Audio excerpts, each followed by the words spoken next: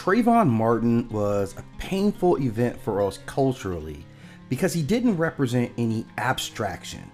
He wasn't just a headline, and he wasn't a symbol at that point, but he was somebody's son, the most important part. He was the son of Sabrina Fulton and Tracy Martin. He was raised in love, he was wanted, and he was protected, until that moment that he was not.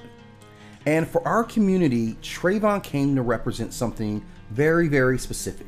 Not some trouble kid, not a lost kid, not a statistic we were bracing ourselves for, but a young black boy that we expected to see grow. He represented for all of us a generation we were watching come into itself, a generation that by now would be full adults. Their careers would have been started, they're forming families, their futures would be unfolding in front of our eyes. So when he was taken, and when justice never arrives, that absence didn't just belong to his parents. This settled into the community at large. Now, importantly, in our culture, we understand that unresolved violence doesn't disappear. It does not evaporate. It doesn't stay neatly in the past. It becomes a presence, a manifestation. Now, our old folklore gave us language for this. When a life is violently interrupted and the world itself refuses to balance the scales, then something is left behind. Not a ghost of the dead, but a shadow of what should have been made right.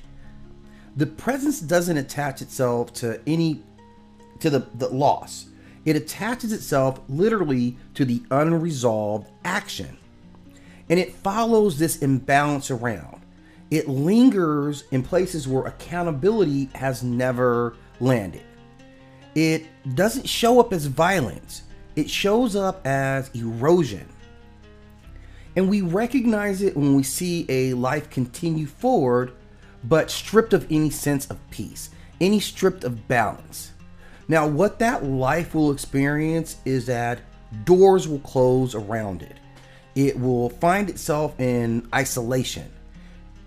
Others will be driven away by the presence that it carries. This will ultimately be a name that can't escape a single moment in time.